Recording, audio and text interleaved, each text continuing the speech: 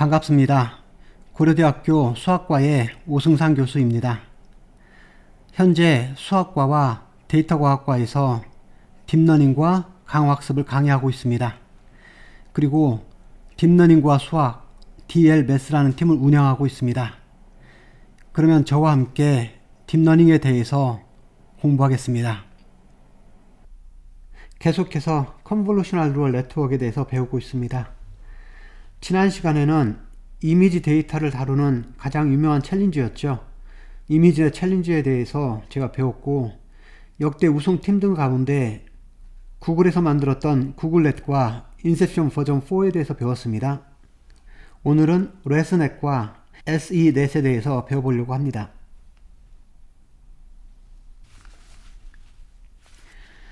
먼저 역대 우승팀의 기록들을 다시 한번 보겠습니다. 여기 보면은 2010년도, 11년도 처음 시작할 때는 주로 머신러닝 기법을 사용한 여기 셜로우 네트워크라고 했잖아요. 레이어가 비교적 크지 않은 이런 알고리즘들이 우승을 했습니다. 그때는 그 탑5 에러 레이시 20대 후반이었었죠. 그리고 2012년부터 비로소 CNN 기법을 사용한 알고리즘들이 우승하기 시작했죠. 그래서 2012년, 13년도에는 그때 사용했던 알고리즘들의 레이어가 10은 안 됐네요. 8개 레이어를 가진 이 모델들이 그 에러를 10%대로 줄였죠. 그리고 그 후에 2014년도에 드디어 에러를 10% 이내로 줄이게 됩니다. 그때 사용했던 알고리즘들이 레이어가 거의 20개 레이어 정도로 육박하게 됐습니다. 그래서 그때 사용했던 알고리즘들이 여기 구글넷과 VGG넷인데 이것들은 레이어를 20개 정도까지 올렸죠. 그런데 여기서 저희가 같은 구조 내에서 레이어를 더 늘리게 된다면은 이것은 더 에러를 줄일 수 있을지도 모르겠지만 실제로 레이어를 늘리게 되면 학습해야 될 파라미터도 많아지고 또 레이어가 점점 늘어날수록 Vanishing Gradient 프로블럼이 심각해진다고 했잖아요. 그래서 거의 이 정도까지가 최선이었던 것 같습니다. 그래서 여기 있는 것처럼 레이어가 더 큰 네트워크일수록 이 Vanishing Gradient 프로블럼 때문에 학습을 하는데 어려움이 있는 거잖아요. 그래서 저희가 무작정 레이어를 늘릴 수가 없습니다. 그러면 이제 고민을 한번 해보겠습니다. 저희가 레이어를 30, 40, 50 이렇게 늘리고도 만약에 Vanishing Gradient 프로블럼이 생기지 않을 수만 있다면은 훨씬 더 정교한 알고리즘을 만들어서 에러 레이를 줄일 수 있게 될 거예요. 그런데 여기 보면 2015년도에 드디어 레스넷이 레이어가 무려 152개가 되는, 어마어마하죠? 레이어를 152개까지 늘리면서도 여기 Vanishing Gradient 프로블럼을 극복할 수 있는 그런 구조를 만들어냅니다. 그래서 에러를 여기 3.57까지 크게 줄이게 되는 거죠. 그래서 오늘은 이 레스넷의 구조에 대해서 조금 더 자세히 배워보겠습니다.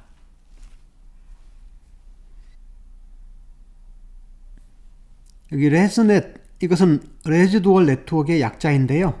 여기서는 레지두얼이라는 그런 모듈을 사용하게 되는데 그 키포인트를 잘 이해하시면 좋겠습니다. 먼저 여기 왼쪽에 3개의 네트워크 이렇게 있습니다. VGG19하고 그리고 34개 레이어로 그냥 플랜으로 만들었습니다. 그리고 여기는 34개 레이어인데 레지두얼 모듈을 사용을 했습니다.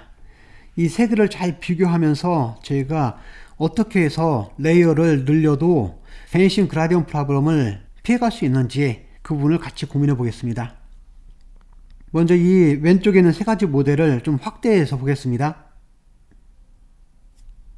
저희가 VGG19 모델은 이미 배웠었죠. 이것은 2014년도에 구글넷과 같이 이미지넷 챌린지에 참여해서 2등을 했지만 구조가 워낙 간단하기 때문에 많이 사용이 된다고 했잖아요. 그래서 이번에는 VGG19 모델과 비슷하지만 조금 변형을 시킨 후에 레이어를 인위적으로 더 늘려보겠습니다. 여기 보면은 각 칸마다 여기 색깔들이 약간 차이가 있죠. 이 색깔은 그 각각 피처맵의 사이즈, 그 피처맵의 사이즈에 맞춰서 색깔을 나눠봤습니다. 그래서 여기서 보면은 각 피처맵의 사이즈가 224 by 224가 됩니다. 가로 세로 224 그림이 되는 거죠. 그래서 VGG넷에서는 처음에 3x3 컨볼루션을 두 번을 하게 되죠. 그리고 피처맵의 개수를 64개로 이렇게 통일을 했습니다. 그런 다음에 여기 맥스플링을 사용하게 됩니다. 그러면 이제 아웃풋의 피처맵의 사이즈가 112 x 112가 되는 거죠. 그런 다음에 다시 3x3 컨볼루션을 두 번을 사용했고, 이번에는 아웃풋 피처맵을 128개로 늘렸습니다. 그런데 가운데 있는 여기 34 레이어 플랜 이 모델을 보게 되면은 이것은 처음부터 7x7 컨볼루션을 사용했고, 아웃풋 피처맵의 개수를 64개를 사용했고, 이번에는 스트라이드를 2를 했습니다. 스트라이드를 2를 하게 되면은 처음에 인풋 이미지의 사이즈가 224x 224였는데 여기는 이제 112x 112가 되겠죠. 그래서 이 단계에 있는 피처맵들의 사이즈가 112x 112가 됩니다. 그래서 여기 34 레이어 플랜에서는 제가 스타일을 2로 해서 가로 세로 사이즈를 절반으로 줄이게 됐죠. 그런 다음에 여기 VGG19도 맥스플링을 썼고, 그리고 34 레이어 플랜도 맥스플링을 사용했습니다. 그럼 어떻게 되나요? 이번에는 아웃풋 피처맵의 사이즈가 56x56으로 또 절반씩 줄어들게 되는 거죠. 그런 다음에 VGG19에서는 3x3 컨볼루션을 4번을 사용하죠. 4번을 사용하고, 그리고 아웃풋 피처맵의 개수를 256개로 했습니다. 이와 다르게 34 레이어 플랜은 이 3x3 컨볼루션을 몇 번 사용했죠? 이렇게 6번을 사용해서 레이어 수를 훨씬 더 늘렸죠? 그리고 아웃풋 피처맵은 그냥 64로 정했습니다. 그런 다음에 VGG19는 다시 맥스플링을 사용해서 사이즈를 더 줄이게 되죠. 그런데 34 레이어에서는 어떻게 했냐면은 맥스플링을 사용하지 않고 여기 스트라이드를 2를 했네요. 그렇게 되면 또 피처맵의 사이즈가 절반으로 줄어들게 되죠. 여기에서부터는 그 피처맵의 사이즈가 28x 28로 절반씩 줄어들게 됩니다. 다시 3x3 컨볼루션을 VGG 모델 같은 경우는 4번을 사용했고, 그리고 34 레이어 플랜 같은 경우는 3x3 컨볼루션을 이렇게 8번으로 훨씬 더 늘렸습니다. 그런 다음에 다시 VGG 모델은 맥스플링을 사용해서 피처맵의 사이즈를 절반으로 또 줄였죠. 그리고 34 레이어 플랜 모델 같은 경우는 스트라이드를 이용해서 또 피처맵의 사이즈를 절반으로 줄였습니다. 그래서 이 다음에서는 아웃풋 피처맵의 사이즈가 14x 14가 됐네요. 그런 다음에 동일하게 3x3 컨볼루션을 여기서는 4번을 사용하고, 여기 34 레이어 플랜 모델에서는 3x3 컨볼루션을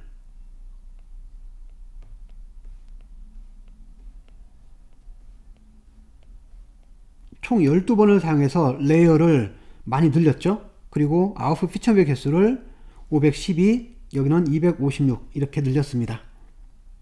그런 다음에 마지막으로 다시 맥스플링을 한번 사용해서 사이즈를 줄이고, 여기서도 이번에는 맥스플링을 사용하지 않고 스트라이드를 2를 줘서 사이즈를 줄이게 됩니다. 그런 다음에 VGG 모델은 fully connected를 3번을 하게 되죠. 그리고 34 레이어 플랜 모델은 컨볼루션을 여기서도 마찬가지로 6번을 더 한 다음에, 특이한 것은 여기서는 fully connected를 한 번밖에 하지 않습니다.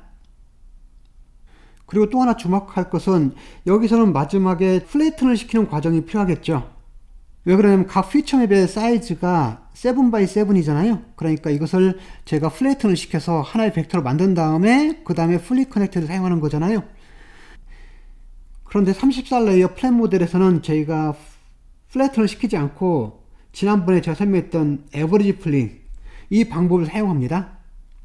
이 방법을 사용해서 바로 fully connected로 보냅니다. 그래서 저희가 VGG19 모델과 34 레이어 플랜 모델을 지금 비교를 해봤습니다. 그래서 여기 이 두 모델을 비교를 해보면은 큰 변화가 있진 않죠. 단지 오른쪽 34 레이어 플랜 모델은 저희가 컨볼루션을 중간에 더 많이 집어넣어서 레이어 숫자를 34개로 늘린 것만 차이가 있습니다.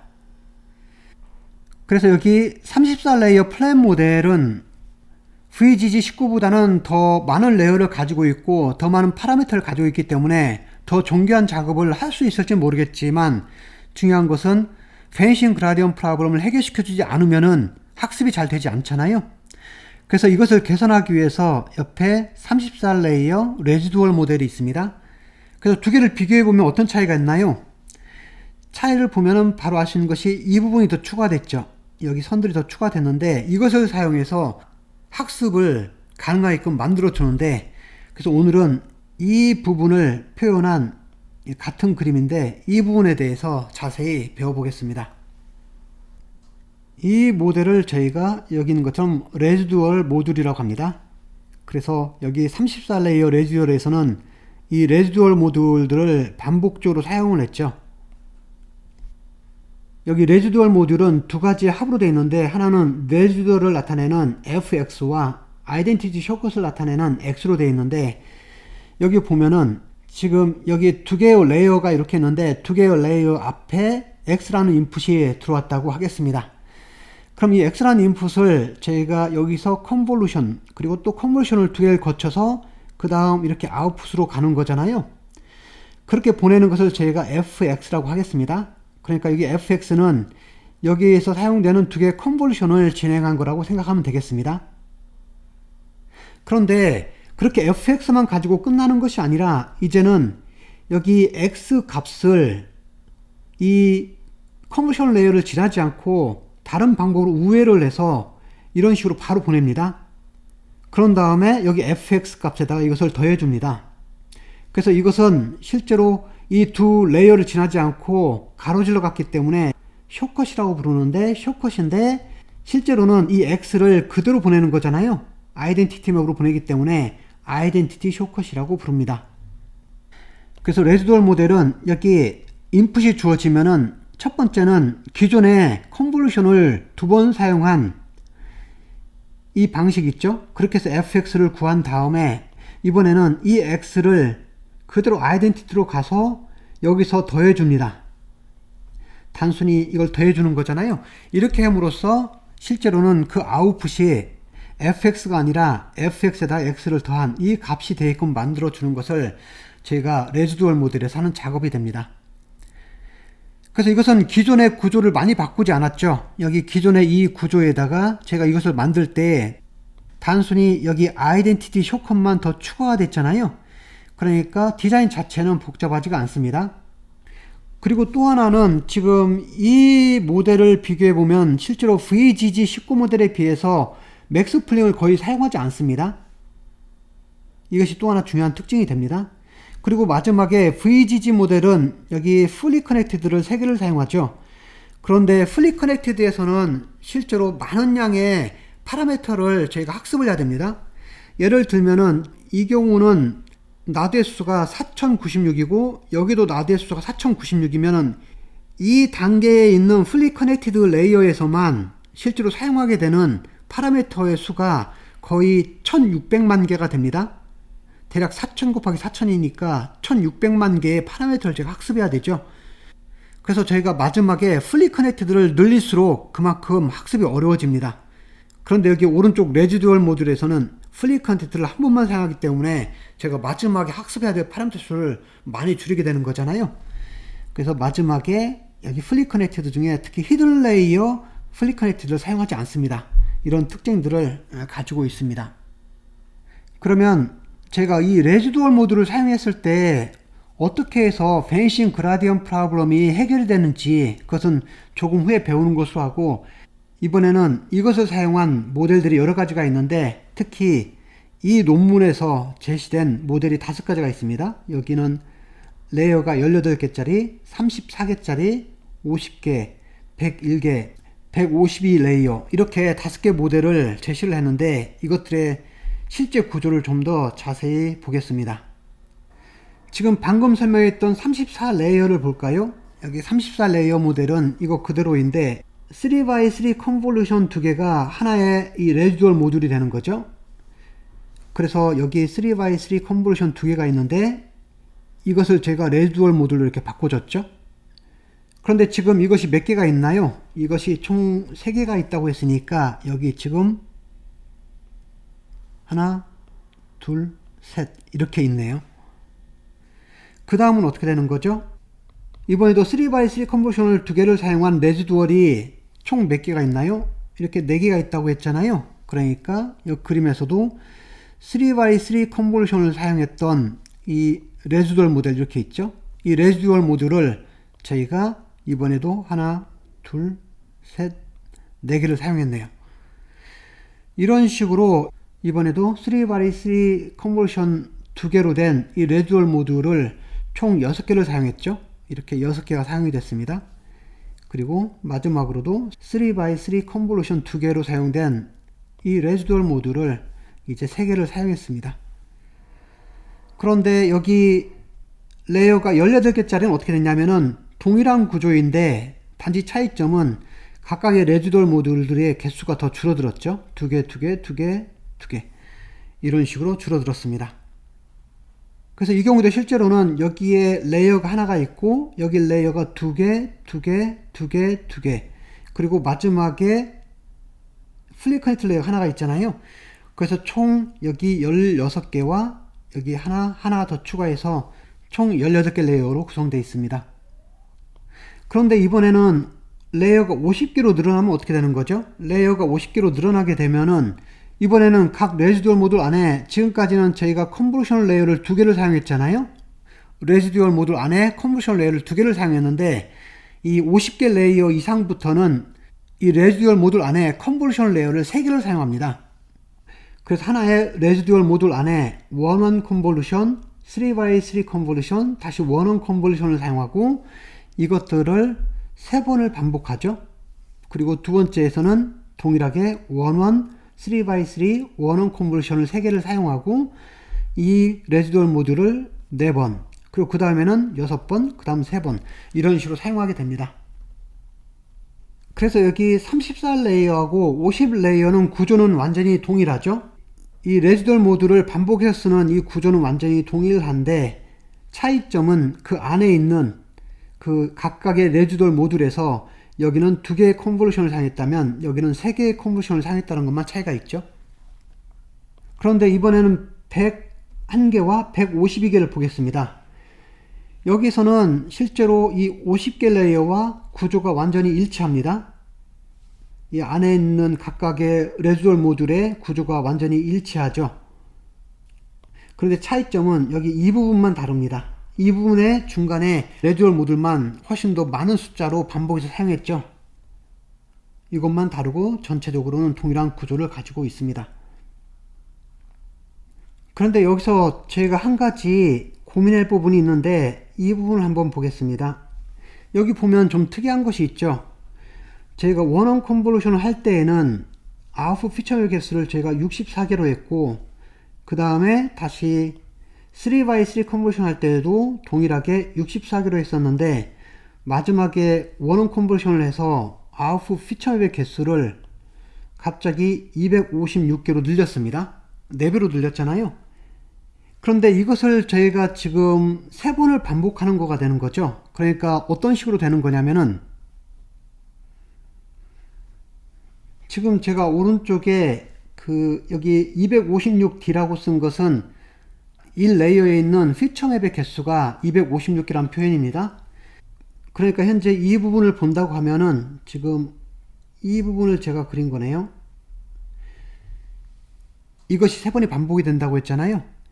그러니까 앞에 레이어에서의 피처맵의 개수가 256개였는데 여기에 저희가 원 컨볼루션을 취합니다. 그렇게 해서 피처맵의 개수를 64개로 줄였죠. 그런 다음에 다시 여기에서 저희가 3x3 컨볼루션을 취했죠. 3x3 컨볼루션을 취합니다.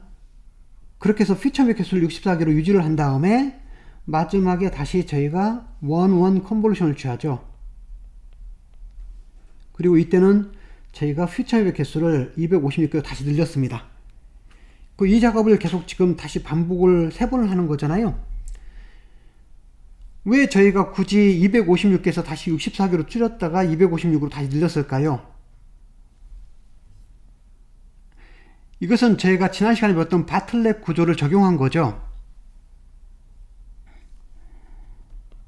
지난 시간에 배웠던 여기 바틀렛 구조 기억하시나요? 여기 시작과 끝은 사이즈가 동일한데 저희가 여기서 원원 컨볼루션을 사용하죠. 원원 컨볼루션을 사용을 해서 피처맵의 개수를 절반으로 줄였다가 다시 F기로 회복했잖아요. 그래서 이 방법은 넌리니어리티도 저희가 더 증가를 시킬 수가 있지만 또 하나는 파라미터의 수를 훨씬 더 줄일 수 있다는 장점이 있었잖아요.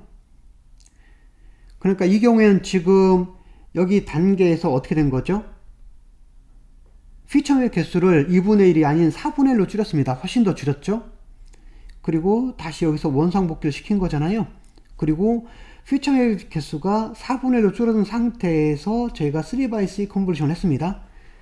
그러니까 이 방법을 사용하게 되면 저희가 학습해야 될 파라미터가 훨씬 더 줄어드는 장점이 있고 또 다른 장점으로는 레이어를 더 늘릴 수 있다는 장점도 있잖아요.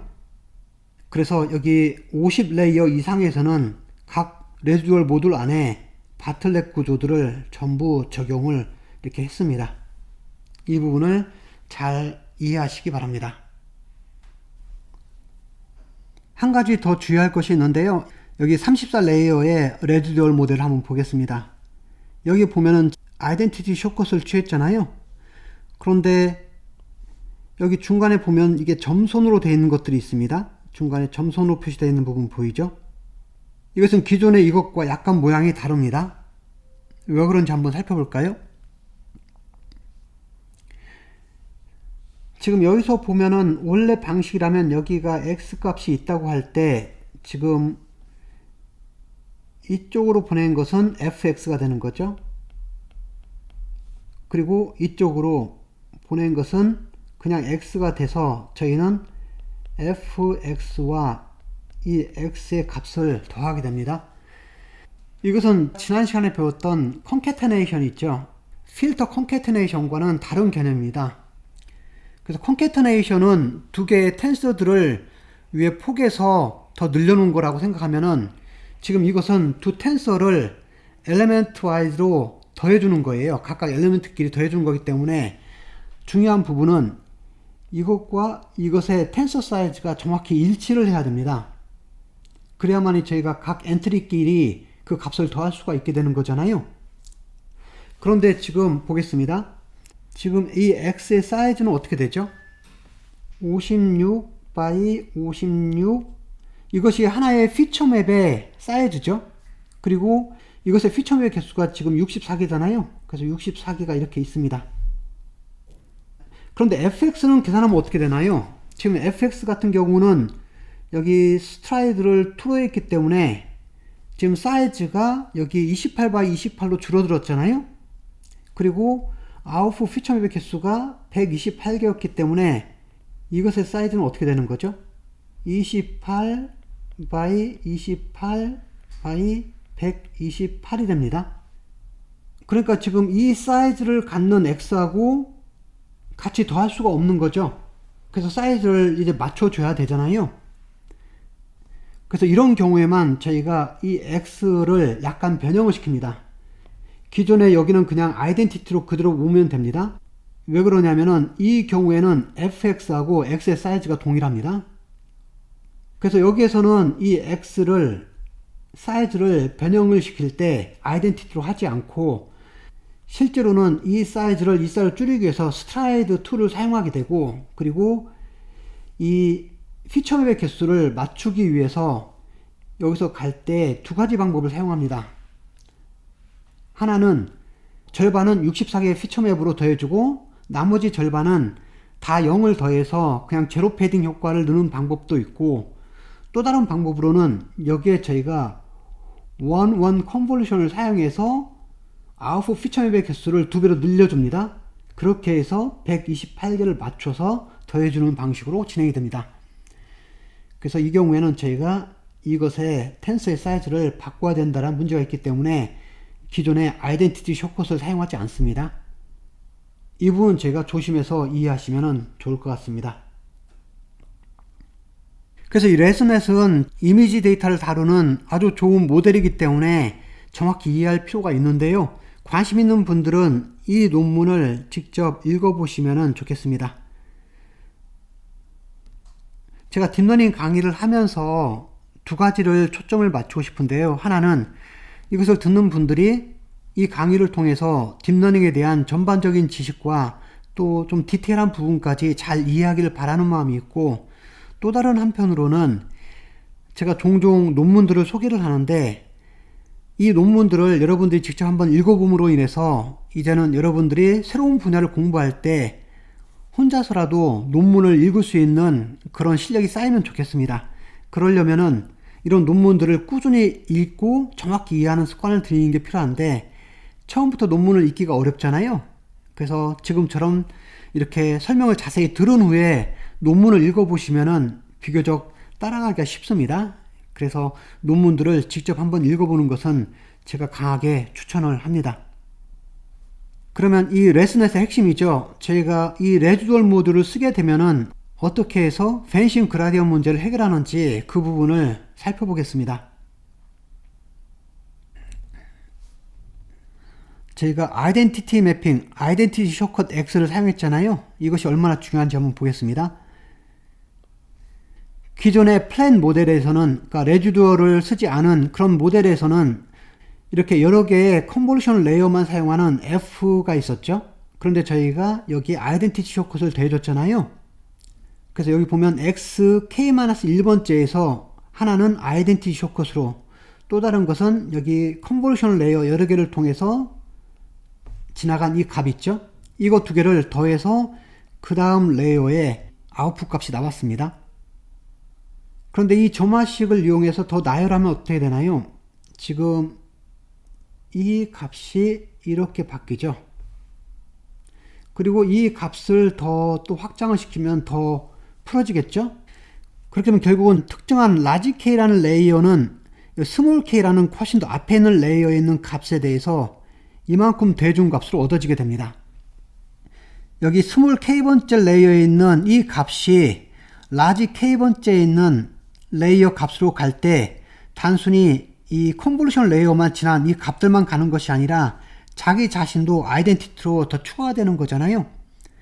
그래서 이렇게 하는 것은 실제로 포워드 패스를 할 때에는 그냥 단순히 이 덧셈만 넣어서 계산만 하면 되는 거죠. 그래서 원래 스몰 k에 해당되는 이 xk 값에다가 이 레지듀얼만 더해주면 되는 겁니다. 그런데 여기 잘 보면 이것은 애디티브 텀이 있잖아요. 그래서 애디티브 형태의 아웃컴을 제가 얻는데, 기존의 레지듀얼 모듈이 아닌 것은 어떻게 되나요? 그게 아닌 모델은 여기 스몰 k번째 레이어에는 이 xk 값에다가 저희가 각 컨버션 레이어마다 제가 이 웨이트 매트릭스를 곱해주죠. 그런 다음에 이 라지 k번째는 아웃풋 레이어의 값을 얻습니다. 여기서는 전부 멀티플리케이션 형태죠. 썸이 없습니다. 그래서 기존의 멀티플리케이티브 형태에서 제가 레지듀얼 모드를 쓰게 되면 애디티브 형태로 바뀐다는 것이 차이점이 있습니다. 이제 중요한 것은 베니싱 그라디언 프로블럼을 해결하는 방법인데, 그러려면 제가 백 프로파게이션 할 때 어떻게 되는지 한번 살펴보겠습니다. 여기 백 프로파게이션을 하게 되는데, 즉 이 코스트에 대한 그라디언트 값을 계산해 보겠습니다. 스몰 k번째 레이어에 있는 이 xk 값으로 저희가 그라디언트를 계산해 보겠습니다. 그러면 이것은 중간에 라지 k번째 레이어를 지나가기 때문에 이것을 저희가 이렇게 체인룰을 써서 분해할 수가 있잖아요. 그런 다음에 여기를 보겠습니다. 여기에다가 이 뒷부분을 계산하면 어떻게 되는 건가요? 지금 이 뒷부분은 지금 이 식을 사용해서 저희가 계산하면 되는 거죠. 그럼 어떻게 되죠? 여기 스몰 k에 대한 xk 값에 대해서는 xk로 미분하게 되면은 1이 나오죠. 그리고 이 나머지 부분을 제가 미분한 값이 여기에 이렇게 있습니다. 그러니까 이 미분 값은 어떻게 되나요? 여기 1도 있고 또 옆에도 다 애디티브 형태가 되는 거죠. 실제로 저희가 이 레지듀얼 모델이 아닌 여기에서는 어떻게 됐죠? 그라디언트를 계산하면은 여기 각각들을 미분한 것들의 곱 형태로 표현이 됐는데, 이제는 어떻게 되죠? 여기 덧셈 형태로 나오기 때문에 실제로는 이것이 0이 되기가 쉽지가 않습니다. 이것이 애디티브 형태에서 사라지지가 않기 때문에 베니싱 그라디언 프로블럼을 피할 수 있게 됩니다. 이것이 레지듀얼 모듈의 가장 핵심 아이디어입니다. 그래서 그라디언트가 0이 되지 않도록 만들기 위해서 저희가 이 그라디언트가 애디티브 형태가 되게 만들어졌습니다. 그래서 다시 한번 정리하면은 기본적으로 뉴럴 네트워크가 훨씬 더 레이어가 많아지면은 이 베니싱 그라디언트 프로블럼 때문에 학습하는 것이 훨씬 더 어려워지는데, 그런데 저희는 이 레지두얼 러닝, 그러니까 레지두얼 모듈을 사용해서 작업을 하게 된다면은 레이어가 훨씬 더 깊어지더라도 트레이닝을 하는데 별 무리가 없어집니다. 왜 그러냐면 이 아이덴티티 매핑에 의한 이 에딩 때문에, 이 덧셈 형태 때문에 베니싱 그라디언트 문제가 잘 생기지 않습니다. 이것이 레스넷의 핵심 아이디어가 됩니다.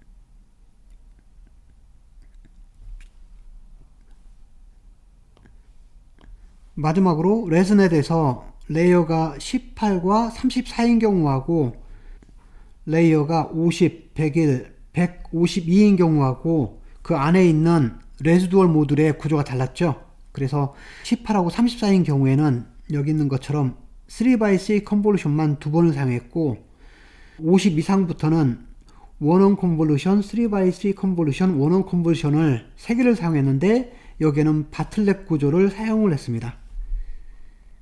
그래서 이렇게 바틀렛 구조를 사용하게 되면은 조금 더 복잡해지는 것 같지만 실제로 저희가 학습해야 될 파라미터 숫자가 훨씬 더 줄어들고 오히려 넌 리니어리티는 더 늘어나게 되잖아요. 그래서 더 성능이 좋아지는데 한번 그 차이를 정확히 비교를 해보겠습니다. 여기 3x3 컨볼루션을 하게 되면은 이때 학습해야 될 파라미터가 어떻게 되는 거죠? 만약에 이 모델에서 저희가 64개의 피처맵의 개수를 갖는 거라고 하겠습니다. 그러니까 3x3 컨볼루션을 하는데 피처맵의 개수가 64죠. 그러면은 지금 학습해야 될 파라미터는 3x3 컨볼루션에다가 앞에 레이어 피처맵의 개수가 64고 제가 필터를 64개를 사용하기 때문에 대략 36,000개 정도의 파라미터가 필요합니다. 두 번째 컨볼루션 레이어도 마찬가지죠. 여기서도 대략 36,000개의 파라미터가 필요하기 때문에 총 72,000개, 72K의 파라미터를 필요로 합니다. 그런데 바틀렛 구조를 볼까요? 여기 보면은 이번에는 피처의 개수가 256에서 256으로 가는 훨씬 더 큰 거라고 하겠습니다. 그런다 하더라도 지금 여기 원원 컨볼루션을 써서 피처의 개수를 256에서 64로 4분의 1개를 줄였죠. 그럼 이때 사용되는 파라미터의 개수는 지금 원원 컨볼루션을 사용했고 앞에 레이어의 피처의 개수가 256이고 필터의 개수가 64개이기 때문에 대략 16,000개, 16K의 파라미터가 필요하고, 중간에 3x3 컨볼루션은 어떻게 되나요? 여기는 저희가 64개의 피처를 그대로 유지를 했죠. 그러니까 여기는 36K. 그리고 마지막에 다시 원원 컨볼루션을 써서 256개 피처맵으로 다시 회복을 했잖아요. 그때 사용하는 것도 16K개만큼의 파라미터를 사용해서 대략 68K만큼의 파라미터를 사용합니다. 그래서 구조가 더 복잡해진 것처럼 보이지만 훨씬 더 적은 양의 파라미터를 사용하게 되는 거죠. 제가 이 모델을 사용해서 실제로는 레이어가 50, 101, 심지어는 152 레이어까지도 확장을 해서 학습을 하게 됩니다. 그리고 앞에서 설명한 것처럼 이 숏컷을 이용해서 그라디언트 값이 0이 되는 것을 방지를 해주죠.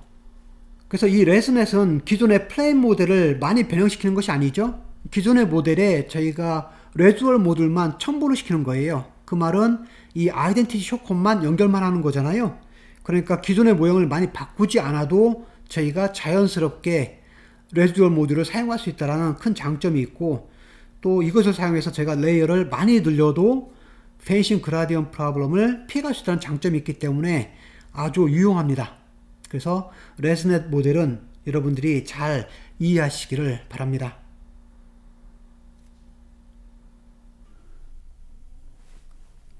이번에는 여기 스퀴즈 익사이테이션 네트워크의 약자인 SENet에 대해서 살펴보겠습니다. 이 SENet은 2017년도에 이미지넷 챌린지에서 우승을 한 그런 알고리즘인데요. 탑5 에러 레이트를 무려 2.25%까지 줄인 성능이 상당히 좋은 그런 알고리즘입니다. 그리고 이 SENet의 특징은 기존의 CNN 네트워크에서 큰 변화를 주지 않고 부분적으로 적용시킬 수 있기 때문에 활용도도 높은데요. 한번 이거에 대해서 자세히 배워보겠습니다. 컨볼루션 레이어를 적용을 할 때 그 각 레이어마다 필터를 사용하고 있습니다. 여기 커널 사이즈가 K by K라고 하면은 그때 사용하는 필터의 사이즈는 여기 있는 것처럼 K by K by F가 되겠죠. 이 말은 무슨 말이냐면은 이 필터 사이즈만큼의 앞에 레이어에서의 값을 제가 취하는 거죠.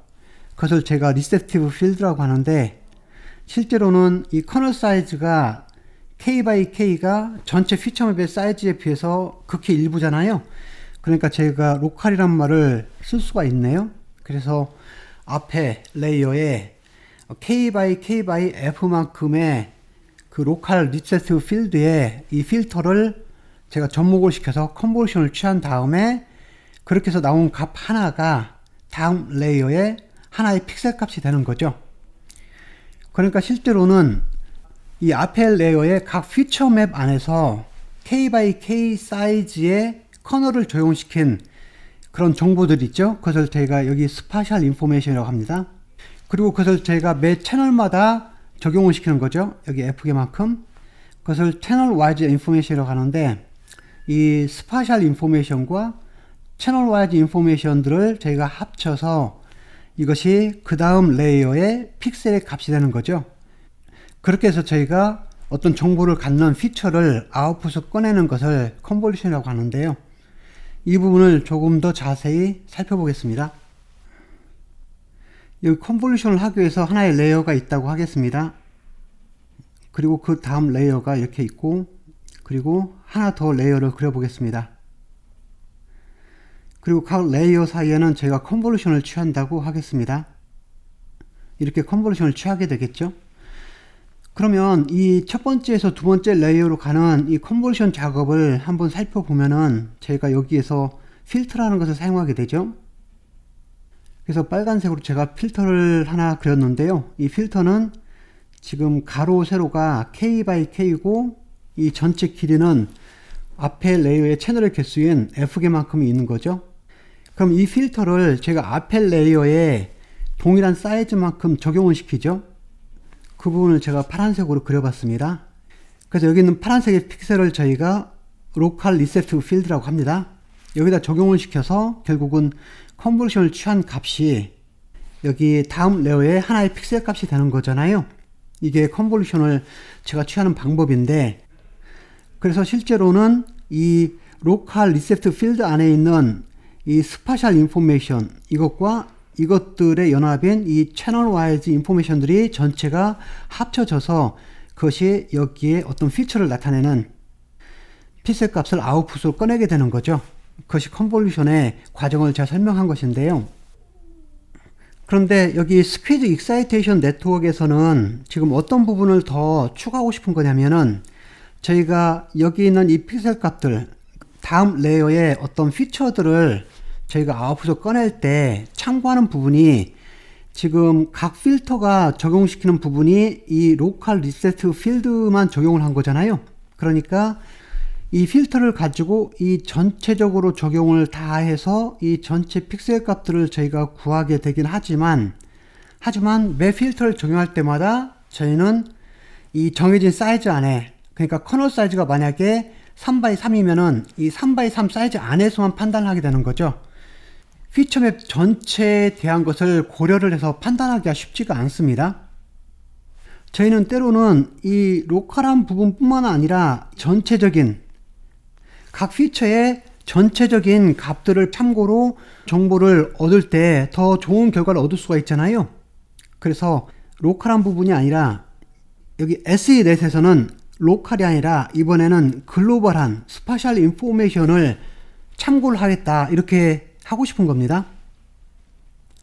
그래서 여전히 저희가 채널 와이즈는 맞지만, 그러니까 각 채널별로 피처맵별로 따로따로 적용시키는 건 맞지만, 이제는 커널 사이즈를 K by K로 한정 짓는 것이 아니라 피처맵 안에 있는 전체를 글로벌하게 거기 있는 공간적인 정보를 다 수합하는 방법을 적용을 시키려고 합니다. 그러면 쉬운 방법은 커널 사이즈를 훨씬 더 키우면 되겠죠. 그런데 커널 사이즈를 키우게 되면은 이 필터 사이즈가 너무 커지면 제가 학습해야 될 파라미터가 너무 커지고 아마 여러 가지 문제가 생길 거예요. 그래서 저희는 이 필터의 사이즈는 키우고 싶지 않습니다. 그래서 여기서는 SE 블락이라는 것을 새로 생성을 하게 됩니다. SE 블락이라는 것은 기본적으로 원래 있는 CNN 구조 안에 있는 그런 컨볼루션 레이어들의 구조 자체를 많이 변형시키진 않습니다. 여기 컨볼루션 레이어가 하나가 이렇게 있죠. 그럼 이 컨볼루션 레이어에서 만들어진 아웃풋이 있으면 여기에 또 다른 컨볼루션을 제가 또 적용을 시켜서 이 컨볼루션 레이어들 점점 늘려가는 거잖아요. 그런데 이제는 컨볼루션 레이어를 한번 취한 다음에 그 아웃풋을 그 다음 컨볼루션을 바로 취하는 것이 아니라 그 사이에 SE 블락이라는 것을 추가를 시킬 겁니다. 그러니까 마치 이렇게 되는 거죠. 여기 컨볼루션을 취한 다음에 그 다음 컨볼루션을 취하기 전에 여기에 우리가 SE 블락이라는 것을 중간에 끼워 넣습니다. 그래서 여기 있는 것처럼 SE 블락이라는 것을 끼워 넣어서 이 앞에 레이어의 컨볼루션의 아웃풋을 이렇게 살짝 모양을 바꾼 후에 여기에 다시 원래 컨볼루션 레이어를 적용을 시킵니다. 그러니까 이것은 기존의 컨볼루션 레이어들이 여러 개 있는 사이에 필요에 따라서 중간에 이 SE 블락이라는 것을 끼워 넣는 거기 때문에 전체 아키텍처 자체는 바꾸지는 않습니다. 그럼 여기 있는 이 SE 블락이 어떻게 끼워 넣는 것인지 그것을 살펴볼 텐데 여기에는 지금 세 단계로 나눠져 있습니다. 스퀴즈와 익사이테이션과 리칼리브레이션 이 세 가지가 있는데 하나씩 살펴볼게요. 첫 번째 스퀴즈는 어떻게 되는 거냐면은 먼저는 채널 와이즈로 글로벌 스파셜 인포메이션을 저희가 수합을 하기로 했잖아요. 여기는 정보를 참고해서 아웃풋을 내기로 했으니까 각각의 채널들 안에 있는 각각의 피처 맵들의 전체 값들을 저희가 정보를 끄집어내야 되는데 그것을 저희가 스퀴즈라는 단계에서 합니다. 그래서 여기 스퀴즈에서는 채널 와이즈 글로벌 에버리지 플링이라는 게 있습니다. 여기서 보면 에버리지 플링이라는 것은 제가 사용하는 필터 안에 있는 전체 픽셀 값들의 평균을 구하는 거잖아요. 그런데 평균을 구하는데 글로벌이니까 채널 전체의 픽셀들의 평균을 내는 거예요. 그래서 여기서 보면 기존의 컨볼루션은 제가 로컬한 이 커널 사이즈만큼의 정보를 참고를 했잖아요. 그런데 이제는 그렇게 하지 않고 여기 각 채널 분류 전체 픽셀 값에 대해서 저희가 평균을 냅니다. 그러니까 실제로는 여기 첫 번째 채널에 대해서 제가 평균 값을 내죠. 그리고 두 번째 채널에 대해서도 모든 픽셀에 대한 평균값, 세 번째 채널에서도 모든 픽셀들의 평균값을 다 내는 거잖아요. 그래서 각 채널별로 그 피처맵 채널 안에 있는 모든 픽셀들의 평균값을 낸다는 것은 이 공식을 사용하는 거죠. 그래서 각 채널이 이렇게 있다고 하면은 각 채널 안에 있는 이것은 뭐예요? 모든 픽셀 값을 더한다는 말이고 이것은 각 채널의 사이즈잖아요. 사이즈로 나눠주게 되면은 실제는 그 채널 안에 있는 모든 픽셀 값의 평균 값이 됩니다. 그 평균 값을 제가 GC라고 하겠습니다. 그래서 이 과정을 나타내는 부분이 지금 여기입니다. 이것이 여기서 말한 지금 이 부분이에요. 그런다고 할 때 여기 첫 번째 채널의 픽셀들의 평균 값을 여기다 적고 그리고 두 번째 채널 여기에 모든 픽셀들의 평균 값을 여기다 넣고 세 번째 채널 안에 있는 모든 픽셀들의 평균 값을 여기 세 번째 값에다 놓고 이렇게 하면은 제가 각 채널마다 하나의 값이 나오는 거니까 여기 1by C라는 벡터가 나오겠죠. 이것이 GC 값들을 모아놓은 벡터가 됩니다. 이것을 제가 스퀴즈라고 하고 이 스퀴즈는 각 채널마다 전체적으로 픽셀 값들의 평균 값을 통해서 이 채널에 어떤 인포메이션을 수합을 하는 거라고 생각하면 됩니다. 두 번째로 익사이테이션은 이제 제가 이렇게 수합한 이 GC 값들 있겠죠. 여기에 대해서 이제는 저희가 학습을 합니다. 무슨 말이냐면은 지금 이것은 디멘전이 C인 벡터가 되는 거죠. 이것을 다르게 표현해 보겠습니다. 기존에 저희가 멀티레이어 퍼셉트론을 사용했던 그 레이어처럼 본다면은 나드의 개수가 C개인 이런 레이어로 표현할 수 있겠죠. 그런 다음에 이것을 제가 2개의 레이어로 더 늘립니다. 그래서 여기에 저희가 멀티레이어 퍼셉트론을 적용을 합니다. 그래서 여기 보면은 2개의 fully connected를 사용해서 지금 여기 G라는 벡터가 이렇게 있다고 하면은 이거에 대해서 첫 번째 레이어에서 weighted sum을 한 다음에 액티베이션 펑션으로 렐로를 취하고 두 번째 레이어에서 웨인 매트릭스를 곱해줘서 다시 마지막엔 시그모이드를 취합니다. 이렇게 해서 레이어가 2개인 fully connected를 적용시켜서 이 값을 얻습니다. 그 값을 저희가 다시 이렇게 표현할 수 있겠죠. 디멘전이 C인 벡터를 표현할 수 있습니다. 이렇게 해서 얻어진 이 S를 저희가 익사이테이션을 했다라고 합니다. 그리고 마지막 단계에서는 리칼리브레이션을 하는 건데 이건 뭐냐면은 지금 현재 여기를 보면은 여기에 각각 피처 맵들이 있죠. 채널들이 각각 있을 텐데 그 각각 채널마다 실제로 저희는 이 채널들이 전체적으로 어떤 채널이 더 중요한지 덜 중요한지 그것을 조절을 다시 해주고 싶은 거예요. 이유가 지금 이건데 여기에 있는 각 채널별로 중요한 채널들이 있고 중요하지 않은 채널들이 있을 텐데 중요한 채널에는 조금 더 가중치를 둬서 거기 있는 값들을 좀 더 키우고 중요하지 않은 채널은 저희가 값을 좀 적게 곱해줘서 중요도를 좀 떨어뜨리려고 합니다. 그때 저희가 이 S라는 이 값을 사용하게 됩니다. 그래서 여기 보면 지금 각 채널별로 어떤 값들이 나오게 되잖아요. 그 값들을 지금 여기에 그대로 적용을 시킬 거예요. 이 첫 번째 채널에 관련된 이 값을 이 첫 번째 채널에 있는 모든 픽셀에다가 이 값만큼 곱해주고 여기 두 번째에 있는 이 값을 여기 두 번째 채널에 있는 모든 픽셀에다 이 값을 곱해주고 여기 세 번째에 있는 이 값을 세 번째 채널에 있는 이 모든 픽셀들의 값에다가 곱해줘서 여기에 있는 채널들에 있는 값들을 재보정을 해줍니다. 그 재보정을 해주는 것을 제가 리칼리브레이션이라고 합니다. 그래서 여기서 보면 UC는 각 채널들을 말하고 그 채널들에게 여기에 있는 이 값들, 그 채널에 해당되는 이 값들을 각 픽셀마다 곱해주는 거잖아요. 그렇게 해서 저희가 새로운 아웃풋을 얻게 됩니다. 바꿔 말하면은 이런 게 되는 거예요. 저희가 컨버루션을 취해서 이런 아웃풋을 얻었는데 이 아웃풋에는 이런 로컬 리셋 필드라는 이 정보들을 수합해서 판단은 했지만 여기 글로벌한 정보는 여기에 들어있지 않잖아요. 각 채널 전체에 있는 글로벌한 그런 정보는 들어있지 않기 때문에 여기 스퀴즈라는 방법을 통해서 여기 각 채널별로 글로벌한 에버리지 플링을 취해서 이 채널 안에 있는 모든 픽셀들의 평균값을 가지고 그 채널에 어떤 인포메이션을 제가 얻어서 여기다 넣습니다.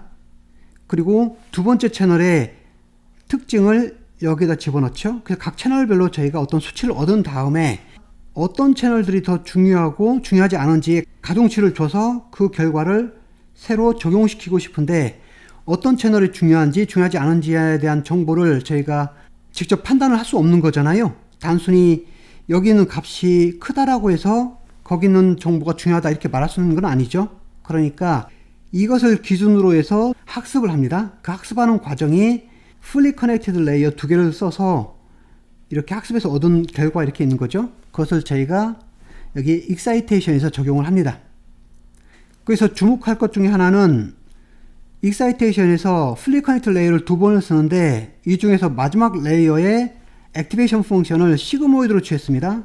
그 말은 여기에는 각각 값들이 0에서 1 사이의 값이 된다는 거죠. 보통은 저희가 가중치를 적용할 때 그 가중치가 각각 채널이 얼마나 중요한지를 나타내는 건데 그 값들은 0과 1 사이의 값을 사용한 것이 보편적으로는 낮습니다. 그러니까 여기에는 이제 제가 시그모이드를 취했기 때문에 각각 0에서 1 사이의 값들이 나오잖아요. 그럼 그 값들을 이제는 여기 채널에다가 다시 곱해줍니다. 가중치를 주는 거죠. 그것을 여기 있는 리칼리브레이션에서 하게 됩니다. 그러면 그렇게 해서 얻어진 이것은 원래 여기에 있는 아웃풋하고 거의 동일한데 채널별로 가중치가 적용이 된 거죠. 그래서 중요한 채널은 조금 더 높은 값이 곱해져 있고 중요하지 않은 채널은 더 낮은 값을 곱해서 이제는 가중치가 곱해진 그런 모양의 아웃풋을 얻게 됩니다. 그것이 이제 여기에 들어가는 거죠. 그런 후에 우리가 여기에 그 다음 컨버전을 적용한다고 생각하시면 됩니다. 그래서 SA 블락은 기존의 컨볼루션 레이어가 이렇게 있고 또 여기에서 그 다음 컨볼루션 레이어 이렇게 적용을 하잖아요. 그런데 컨볼루션을 적용하기 이전에 여기 기존의 컨볼루션 레이어를 적용한 이 아웃풋에 대해서 여기 있는 것처럼 SE 블락을 통해서 여기에 있는 각각의 채널들에 대해서 저희가 가중치를 적용해서 약간 변형을 시킨 다음에 그 다음에 여기에 다음 컨볼루션을 적용시키는 방법입니다. 그렇기 때문에 이것은 기존 CNN이 있으면은 여러 단계의 컨볼루션 레이어들이 있을 텐데 그 컨볼루션 레이어 사이에 제가 아무 때나 끼워 넣을 수 있잖아요. 그래서 여기에 제가 언급한 것처럼 SE 블락은 기존의 컨볼루션 레이어들이 있는 그 오리지널 블락 안에다가 제가 드랍인 리플레이스먼트, 그러니까 필요에 따라서 잠깐 집어넣을 수 있는 상당히 간단한 구조를 가지고 있기 때문에 제가 이것을 잘만 활용하면은 성능을 더 높일 수가 있습니다. 그래서 SENet은 여기 있는 것처럼 저희가 기존의 컨볼루션만 사용하게 된다면은 그 컨볼루션에서는 이 필터 사이즈로 인해서 특별히 여기 커널 사이즈로 인해서 로컬한 리셋 필드에 있는 정보만을 가지고 판단을 하기 때문에 간혹가다 각 피처맵 안에 채널 안에 있는 전체적인 정보를 수합하기가 어려운데 여기 스퀴즈라는 것을 통해서 채널별로 글로벌한 스파셜 인포메이션을 제가 수합을 해서 이것을 가지고 각 채널별로 저희가 가중치를 적용할 수 있다라는 그렇게 성능을 높이는 구조가 바로 SENet입니다. 그래서 오른쪽 그림에 있는 것처럼 이 SENet을 레스넷에 적용을 시켜 보겠습니다. 실제로 레스넷에는 SENet을 접목시킨 알고리즘들을 상당히 많이 활용을 하고 있습니다. 그래서 여기 레스넷이 이렇게 있고 레스넷의 한 모듈만 제가 그려봤습니다. 여기 보면은 이 레지두얼 파트가 이렇게 있고 여기 아이덴티티 숏컷이 이렇게 있죠. 그래서 아이덴티티 숏컷하고 이 레지두얼 파트하고 에디션을 취해서 다음 모듈로 넘어가게 되는데요. 이 부분에 저희가 SE 블락을 끼워 넣겠습니다. 그러니까 현재 여기까지가 어떻게 되는 거죠? 이것이 레지두얼 모듈이 되는 거고 여기에 SE 블락을 제가 이렇게 집어넣습니다. 그래서 여기 레지두얼 파트가 이렇게 있죠. 이것은 여러 개의 컨볼루션 레이어로 되어 있는데 그 마지막 단계에 아웃풋 피처맵의 사이즈가 H/W/C라고 하겠습니다. 그럼 여기에 SE 블락을 집어넣으면은 첫 번째가 뭐죠? 스퀴즈 단계에서는 채널 와이즈 글로벌 에버리지 플링을 한다고 했으니까 글로벌 에버리지 플링을 취하게 되면은 여기 있는 것처럼 이게 나오는 거죠. 그래서 1/1/C 사이즈의 아웃풋이 나오게 됩니다. 그 다음에는 익사이테이션을 하는 거죠. 익사이테이션은 fully connected 레이어 두 개를 접목시키는 거죠. 그래서 여기에 있는 정보를 가지고 제가 어떤 채널에 더 가중치를 둘지를 판단하는 것이 여기 나오는 거잖아요. 지금 채널별로 서로 어떤 관계가 있는지 그 디펜던시를 캡처링을 하는 그런 단계가 되는 겁니다. 그래서 여기 첫 번째 fully connected 레이어를 취하고 액티베이션 펑션 렐루를 취하고 두 번째 fully connected 레이어를 취하고 마지막에는 시그모이드라는 액티베이션 펑션을 취하기로 했죠. 그래서 얻어진 사이즈가 이렇게 됩니다. 물론 이 중간에 히든 레이어가 있잖아요. 이 히든 레이어의 사이즈는 여기 있는 것처럼 R을 사용해서 그 사이즈를 조절하는 것은 가능합니다. 그리고 나서 마지막에 어떻게 하나요? 마지막에 리칼리브레이션을 통해서 저희가 얻은 이 값을 가지고 각 채널별로 가중치를 적용을 합니다. 여기는 단순히 채널별로 가중치를 곱해주는 학습을 하는 것이 아니라 그냥 곱해주는 작업만 하는 거죠. 그래서 다시 리스케일링을 해주잖아요. 그리고 최종적으로 동일한 사이즈를 다시 얻어냅니다. 그런 후에 여기 아이덴티티 숏컷을 더해줘서 이 블락을 마치게 됩니다.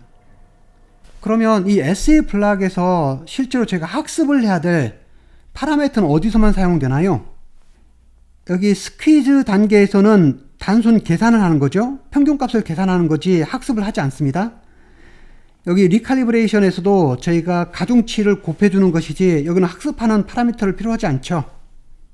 단지 저희가 학습을 하는 부분은 이 익사이테이션에서만 사용합니다. 여기 보면은 두 개의 플립 커넥트 레이어가 있기 때문에 여기서만 저희가 학습을 해야 될 파라미터가 필요한 거죠. 그래서 SE 블락은 이런 식으로 적용이 됩니다.